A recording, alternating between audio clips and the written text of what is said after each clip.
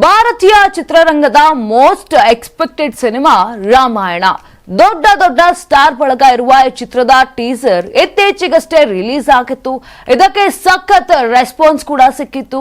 ಇನ್ನು ರಾಮಾಯಣದಲ್ಲಿ ನಟ ಯಶ್ ರಾವಣನಾಗಿ ಮಿಂಚುತ್ತಿದ್ದಾರೆ.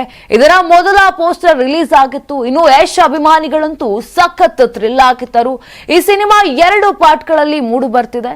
ಇನ್ನು ಈ ಚಿತ್ರದಲ್ಲಿ ಸೀತಾ ಆಗಿ ಸಾಯಿ ಪಲ್ಲವಿ ಕಾಣಿಸ್ಕೊಂಡ್ರೆ, ರಾಮನಾಗಿ ರಣಬೀರ್ ಕಪೂರ್ ಮತ್ತು ಹನುಮನಾಗಿ ಸನ್ನಿ ಡಿಯೋಲ್ ಕಾಣಿಸಿಕೊಳ್ತಿದ್ದಾರೆ. ಈ ಚಿತ್ರಕ್ಕೆ ರೆಹಮಾನ್ ಮತ್ತು ಹಾನ್ಸ್ ಜಿಮ್ಮರ್ ಮ್ಯೂಸಿಕ್ ನೀಡಿದ್ದು, ನಿತೀಶ್ ತಿವಾರಿ ಆಕ್ಷನ್ ಕಟ್ ಹೇಳಿದ್ದಾರೆ. ಸಿನಿಮಾ ಅಭಿಮಾನಿಗಳು ಅಂತೂ, ಅದರಲ್ಲೂ ಯಶ್ ಫ್ಯಾನ್ಸ್ ಅಂತೂ ಈ ಸಿನಿಮಾಗಾಗಿ ಕಾದು ಕುಳಿತಿದ್ದಾರೆ. ಇದೆಲ್ಲವೂ ಒಂದು ಕಡೆ ಆದ್ರೆ, ಈಗ ರಣಬೀರ್ ಕಪೂರ್ ಸಂಕಷ್ಟ ಎದುರಾಗಿರುವಂತದ್ದು. ಇಂಟ್ರಡಕ್ಷನ್ ವಿಡಿಯೋ ಹಾಗೂ ಪೋಸ್ಟರ್ ರಿಲೀಸ್ ಆದ್ಮೇಲೆ ರಣಬೀರ್ ಸಾಕಷ್ಟು ಟ್ರೋಲ್ ಆಗ್ತಾ ಇದ್ದಾರೆ. ಹೌದು, ರಾಮಾಯಣ ಚಿತ್ರದಲ್ಲಿ ರಣಬೀರ್ ಕಪೂರ್ ಅವರು ರಾಮನ ಪಾತ್ರವನ್ನ ಮಾಡ್ತಿರೋದು ಎಲ್ರಿಗೂ ಕೂಡ ಗೊತ್ತೇ ಇದೆ. ಆದ್ರೆ ಈ ಪಾತ್ರಕ್ಕೆ ಅವರನ್ನ ಆಯ್ಕೆ ಮಾಡಿಕೊಂಡಾಗ್ಲೇ ಬಹಳಷ್ಟು ಮಂದಿ ತಕರಾರನ್ನ ತೆಗೆದಿದ್ರು. ರಣಬೀರ್ ಕಪೂರ್ ಅವರ ರಿಯಲ್ ಲೈಫ್ ಅಂದ್ರೆ ಆ ವ್ಯಕ್ತಿತ್ವ ಏನಿದೆ, ಆ ವ್ಯಕ್ತಿತ್ವವೇ ಇದಕ್ಕೆ ಕಾರಣ ಆಗಿತ್ತು. ಇನ್ನು ಇದಕ್ಕೆ ನಟಿ ಕಂಗನಾ ರಣಾವತ್ ಕೂಡ ರಣಬೀರ್ ಕಪೂರ್ ಆಯ್ಕೆಯನ್ನ ವಿರೋಧ ಮಾಡಿದ್ರು. ಈಗ ಇನ್ನೊಂದು ವಿವಾದ ಶುರುವಾಗಿದ್ದು, ತಾನು ಗೋಮಾಂಸ ಪ್ರಿಯ ಅಂತ ರಣಬೀರ್ ಕಪೂರ್ ಹೇಳ್ಕೊಂಡಿದ್ದಂತ ವಿಡಿಯೋ ಎಲ್ಲೆಡೆ ವೈರಲ್ ಕೂಡ ಆಗ್ತಾ ಇದೆ. ಈ ಮೊದಲು ಮಾಧ್ಯಮವೊಂದಕ್ಕೆ ನೀಡಿದಂತ ಸಂದರ್ಶನದಲ್ಲಿ ರಣಬೀರ್ ಕಪೂರ್ ಅವರು ಅವರೇ ಹೇಳ್ಕೊಂಡಿದ್ರು. ಆ ಬಗ್ಗೆ ಒಂದು ಮಾತನಾಡ್ತಾ, ತಮಗೆ ಗೋಮಾಂಸ ಏನಿದೆ ಅದು ನನಗಿಷ್ಟ ಅಂತ ಹೇಳಿದ್ರು.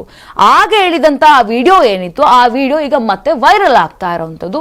ಇನ್ನು ಇದನ್ನೇ ಇಟ್ಕೊಂಡು ನೆಟ್ಟಿಗರು ಟೀಕೆಯನ್ನ ಮಾಡ್ತಿದ್ದಾರೆ. ಈ ವಿಷಯಕ್ಕೆ ಸಂಬಂಧಪಟ್ಟಂತೆ ಪರೋ ವಿರೋಧದ ಚರ್ಚೆ ಶುರುವಾಗಿದೆ.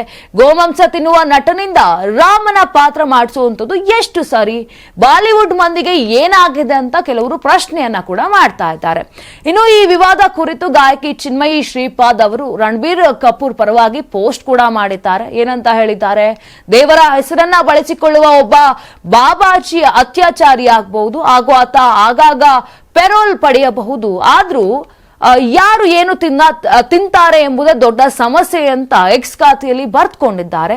ಇನ್ನು ಸದ್ಯ ಈ ಬಗ್ಗೆ ಎಲ್ಲೆಡೆ ಭಾರಿ ಚರ್ಚೆ ಕೂಡ ಆಗ್ತಾ ಇದೆ. ಆದ್ರೆ ರಣಬೀರ್ ಕಪೂರ್ ಅವರು ಈವರೆಗೂ ಕೂಡ ಯಾವುದೇ ಪ್ರತಿಕ್ರಿಯೆಯನ್ನ ನೀಡಿಲ್ಲ. ಇನ್ನು ಚಿತ್ರತಂಡದವರು ಯಾವ ರೀತಿಯ ಪ್ರತಿಕ್ರಿಯೆಯನ್ನ ಕೂಡ ಕೊಟ್ಟಿಲ್ಲ.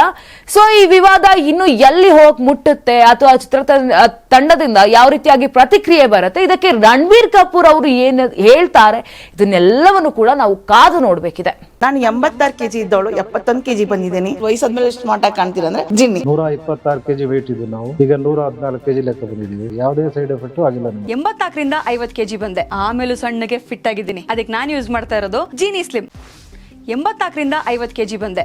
ಆಮೇಲೆ ಸಣ್ಣಗೆ ಫಿಟ್ ಆಗಿದ್ದೀನಿ. ಅದಕ್ಕೆ ನಾನು ಯೂಸ್ ಮಾಡ್ತಾ ಇರೋದು ಜೀನಿ ಸ್ಲಿಮ್. ಸಣ್ಣ ಆಗಕ್ಕೆ ಜೀನಿ ಸ್ಲಿಮ್ ಯೂಸ್ ಮಾಡದೆ ಹೆಲ್ದಿನೂ ಅದೇ.